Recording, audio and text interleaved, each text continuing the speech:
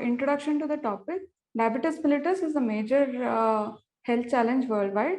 In India alone, the prevalence of diabetes is expected to increase from 31.7 million to 79.4 million in 2030 by 2030. Okay, so the prevalence of asymptomatic bacteriuria in diabetic patients is 4 times higher than the general population. ASB is also a common precursor to urinary tract infections. So how do we define asymptomatic bacteriuria? It is defined as the presence of at least 10 to the power of 5 coloniform units per ml in clean voided midstream urine sample in patients who do not have any symptoms of urinary tract infections. So ASB and UTI are more common in women due to shorter urethra than males.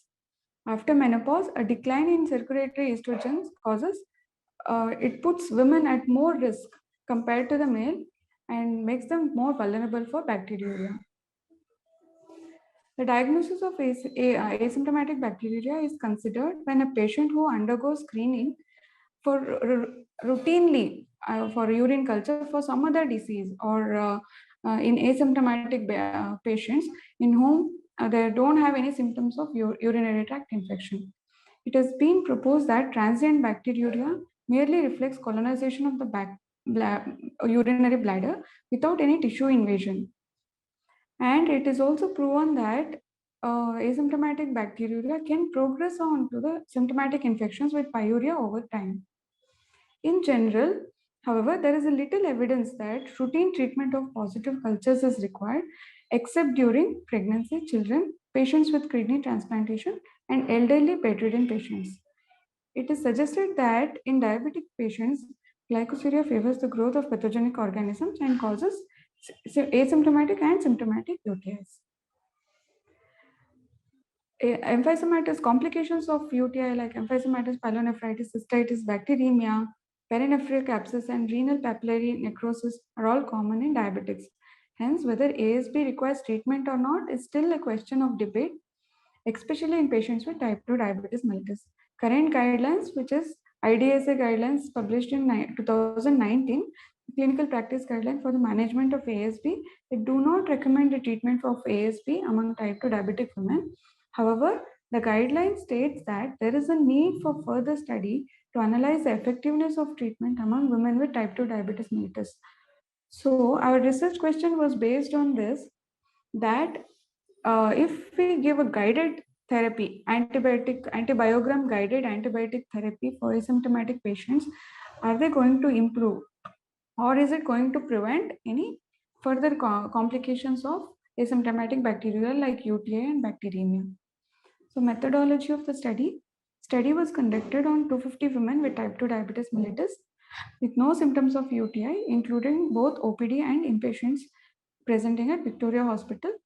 It's a cross-sectional study, women with type 2 diabetes mellitus with symptoms of UTI, uh, without any symptoms of UTI, prior bladder catheterization, surgery of urinary genital tract, pre-existing renal diseases, renal calculi, or who have not received any antibiotic in the last 14 days, they were all excluded from the study.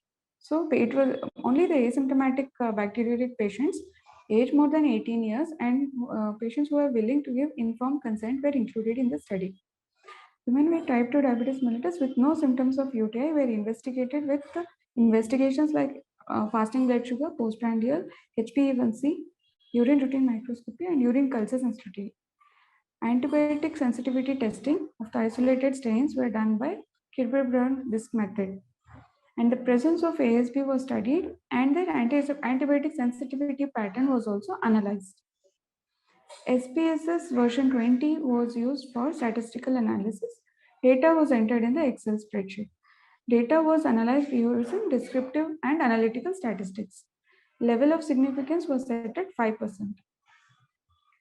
The results of the study, our study included 250 diabetic patients without any symptoms of diabetic women without any symptoms of UTI. And age of the patient ranged from 29 years to 90 years with a mean of 56.2 years. Predominant group of patients had diabetes for a duration of 5 to 10 years. In the study population, 74% of the patients had elevated fasting blood sugar greater than that of the target range as per ADA guidelines, and the fasting blood sugar was statistically significantly higher among patients who had asymptomatic bacteriuria. Postprandial blood sugar levels were tested, and 88.4%, that is 221 patients of the patients had ppbs greater than the target range as per ADA guidelines. In our study, 65.6% had hemoglobin HbA1c of more than 7%.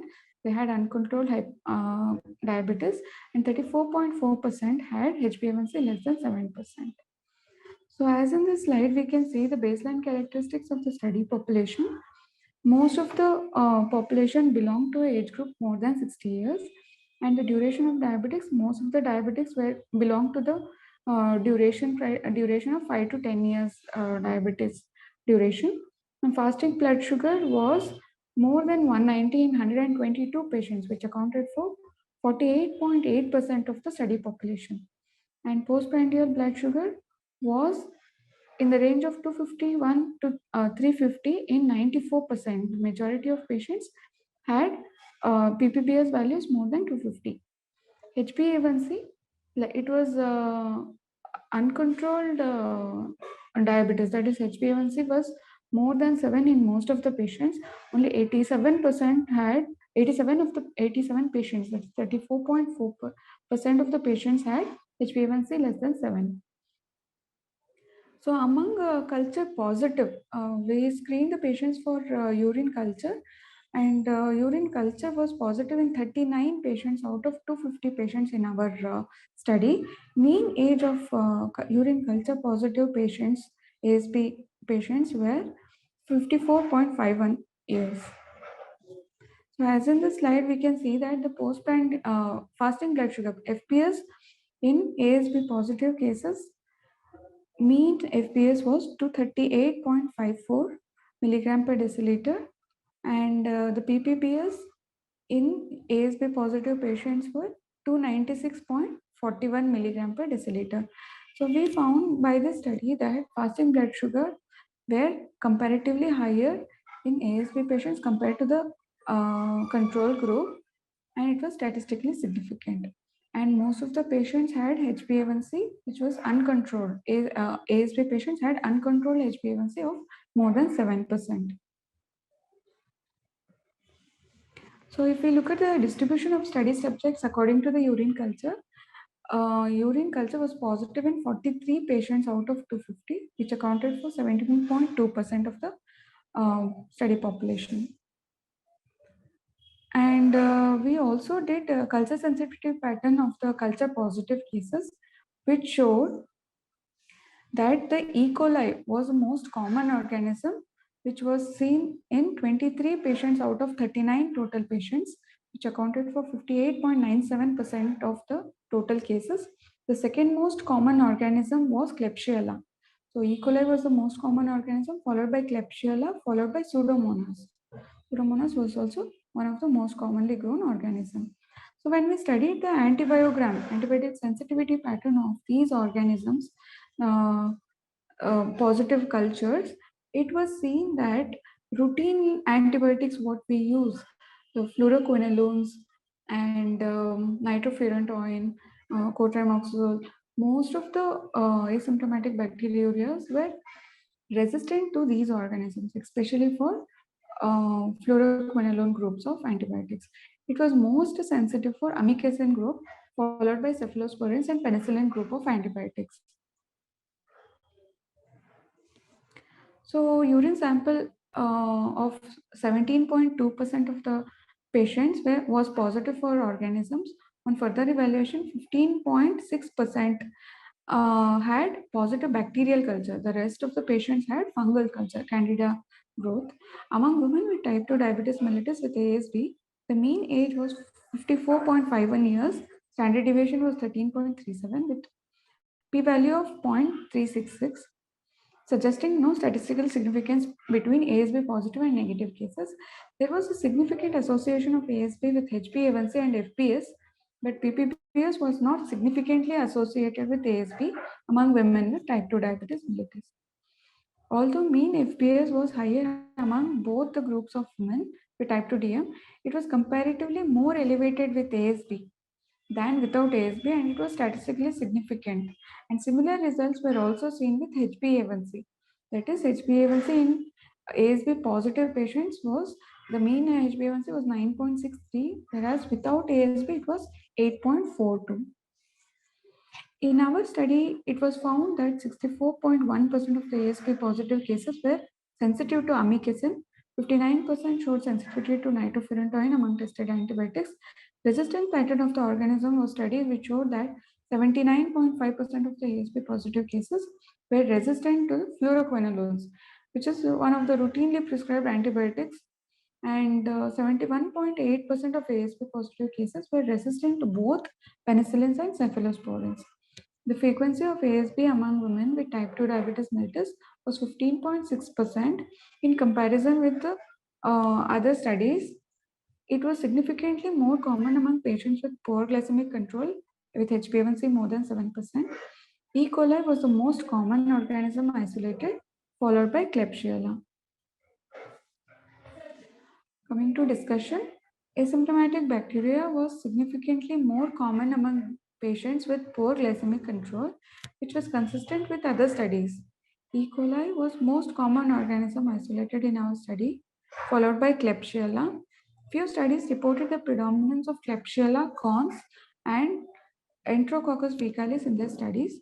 Antibiotic sensitivity pattern showed that most organisms were sensitive to amikacin and nitrofurantoin, and most were resistant to fluoroquinolones.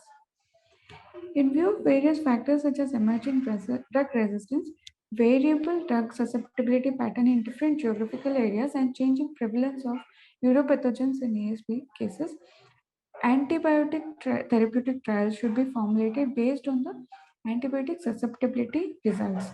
Although few guidelines do not recommend routine testing of ASB in diabetic patients, however, they do opine lack of good quality data and need of further studies to define subgroup of patients who might benefit from testing as well as to start an empirical antibiotic therapy. So, in conclusion, we believe that this study will serve as a roadmap for the future researchers who would like to conduct therapeutic trials on studies with ASB and diabetes on the basis of antibiogram. Thank you.